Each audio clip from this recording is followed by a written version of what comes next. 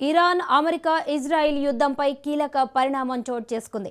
కాల్పుల విరమణ కోసం అగ్రదేశాలు జోక్యం చేసుకుంటున్నాయి. ఇరాన్తో రష్యా, చైనా, ఫ్రాన్స్ శాంతి చర్చలు జరుగుతున్నాయి.